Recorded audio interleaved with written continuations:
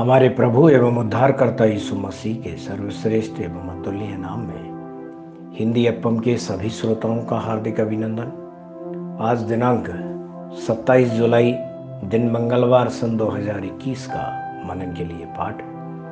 आज का शीर्षक है मूसा की सच्चाई।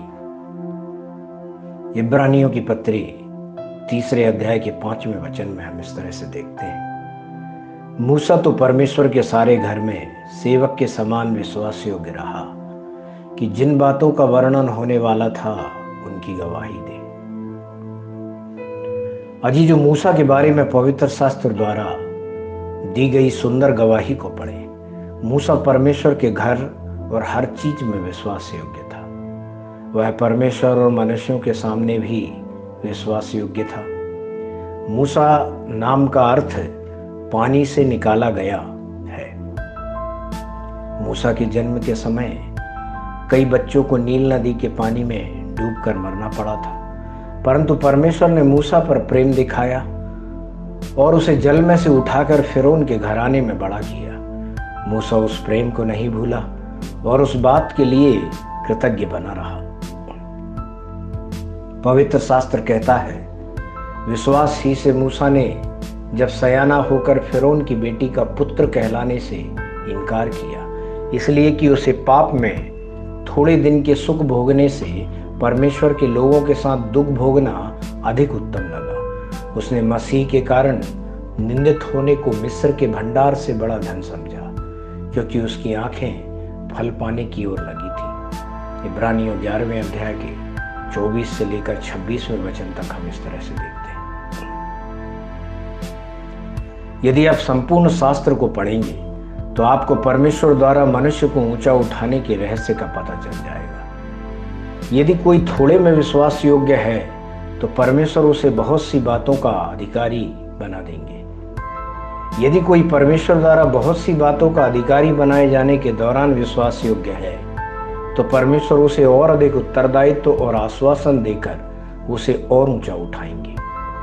परमेश्वर ने जब मूसा की विश्वास योग्यता को देखा, उसे इस्राएल की पूरी संतानों को मिस्र से कनान की ओर ले जाने और अगुवाई करने की बड़ी जिम्मेदारी दी। इसी मूसा के माध्यम से परमेश्वर ने इस्राएल की संतानों को व्यवस्था दी।